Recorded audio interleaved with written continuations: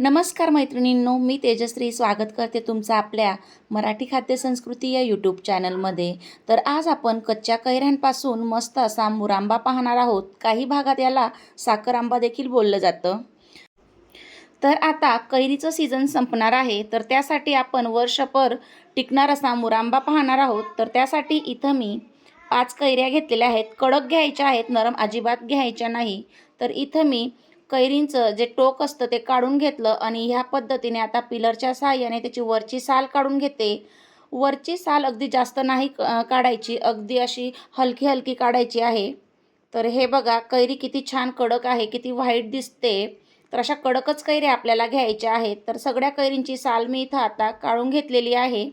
तर हे बघा, ही कैरी थोडी काळी होती पुढच्या साईडला, तर मी तेवढी काढून घेतली, कारण आपल्याला हा मुरांबा वर्षभर टिकवायचा असेल तर कैरी व्यवस्थित घेणं गरजेचं आहे। जर थोडंफार जरी काही खराब राहिलं तर मुरांबा खराब होण्याची लवकर शक्यता असते। तर इथं मी आता कैऱ्या किसून घेते। तर ज्या साईडला मोठे होल आहेत त्या साईडनं मी कैरी किसते, कारण छान असे त्याच्यावाले लेयर्स पडतात।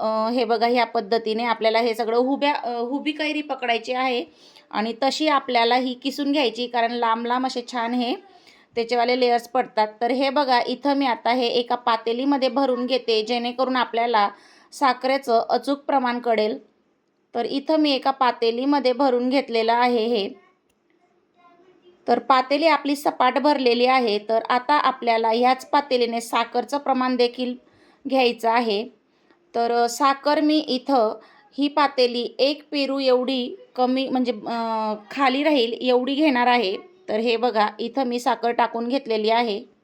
तर 1 पेरूभर खाली आहे। तर कैऱ्या जास्त आंबट नाहीत, त्यामुळे एवढी साखर भरपूर होते।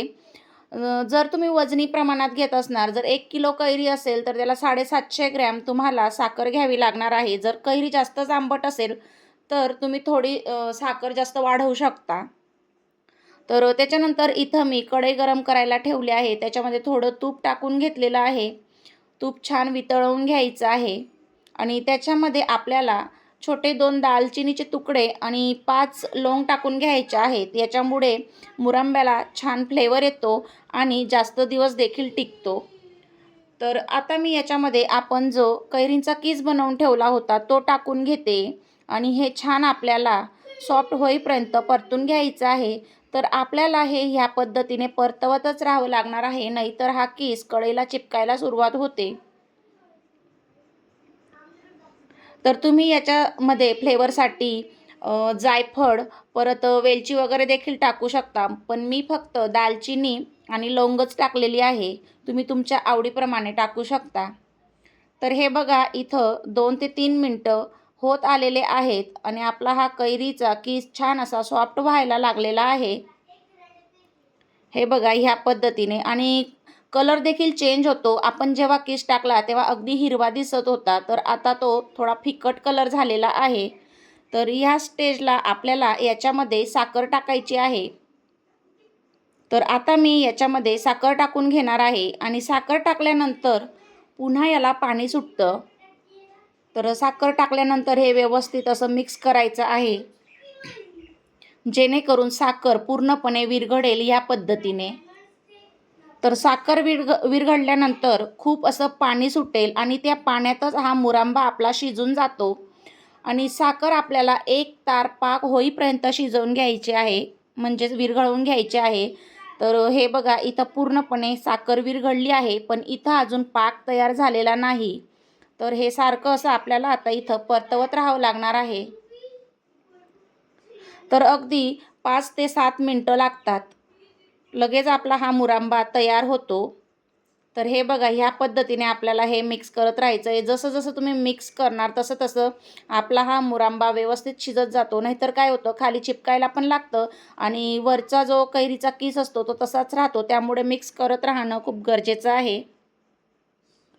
तर हे बघा, इथं आपला मुरांबा रेडी होत आलेला आहे, बऱ्यापैकी घट्ट झालेला आहे। परत हा थंड झाल्यानंतर पुन्हा घट्ट होतो। तर इथं आता आपल्याला हा मुरांबा रेडी झाला आहे का ते आपल्याला पाहून घ्यायचं आहे। तर हे बघा, पुन्हा हा थोडा घट्ट झालेला आहे। तर आता आपण हा चेक करून घेऊया। तर हे बघा, याच्यामध्ये 2 पद्धती आहेत चेक करण्याच्या. तुम्ही हा उलथणीमध्ये घेऊन असा खाली सोडायचा आहे. जर ह्या पद्धतीने पडत असेल तर समजून जायचं मुरांबा रेडी आहे. आणि दुसरी पद्धत म्हणजे बोटाला ह्या पद्धतीने थोडा पाक लावायचा आहे आणि असं ह्या पद्धतीने आपल्याला चेक करायचं आहे. तर तुम्हाला व्हिडिओमध्ये दिसलं असेल एक तार तुटत होता म्हणजे आपला मुरांबा रेडी झाला आहे. इथं मी आता गॅस बंद केलेला आहे आणि याला आता आपल्याला रूम टेम्परेचरवर 5 ते 6 तास थंड होऊ द्यायचं आहे. पूर्णपणे थंड झाल्यावरच आपल्याला हा बरणीत भरायचा आहे. गरम गरम अजिबात भरायचा नाही, नाहीतर मुरांबा लवकर खराब होण्याची शक्यता असते. तर हे बघा इथं मुरांबा पूर्णपणे थंड झालेला आहे. तर मी आता हा एका काचेच्या बरणीमध्ये भरून घेते. मुरांबा भरताना कधी बी काचेच्या बरणीत किंवा चिनी मातेच्या बरणीतच भरायचा आहे. आणि हा मुरांबा तुमचा वर्षभर टिकू शकतो जर तुम्ही त्याला व्यवस्थित स्टोअर करून ठेवला तर. मुरांब्याला पाणी अजिबात लागू द्यायचं नाही आणि एका हवाबंद बरणीमध्ये भरून ठेवायचा. अधूनमधून त्याला थोडी हवा लागण्यासाठी 1-1.5 तास दिवसाला खोलून द्यायचं ढक्कन आणि त्याच्यावर कॉटनचा कपडा ठेवायचा. एकदमच असं खुलं नाही सोडायचं. तुम्ही हा फ्रीजमध्ये देखील स्टोअर करू शकता, पण असा वरती देखील छान राहतो. तर हे बघा इथं मी जेवढा बरणीमध्ये बसत होता तेवढा मुरांबा भरून घेतलेला आहे आणि उरलेला थोडा मी एका प्लेटमध्ये काढून घेणार आहे. तर अतिशय सोपी पद्धत आहे ही मुरांबा बनवण्याची. कधीही फसणार नाही अशी ही रेसिपी आहे आणि बाहेरच्या जामपेक्षा हे घरचा हा मुरांबा खूप छान बनतो आणि पौष्टिक देखील असतो. तर तुम्ही इथं साखरेऐवजी गुळाचा देखील वापर करू शकता. तर गुळाचा वापर जर केला तर अतिशय उत्तम. तर हे बघा इथं मी बरणीमध्ये भरून घेतलेला आहे.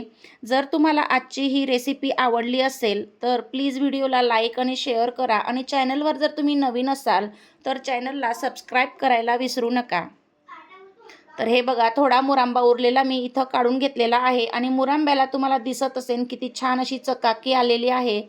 तर मुरांबा जर परफेक्ट बनलेला असेल तर अशी चकाकी येते आणि जर थोडा कच्चा राहत असेल तर अशी चकाकी येत नाही. चला तर मग भेटूया अशा छानशा रेसिपीसोबत. तोपर्यंत बाय बाय.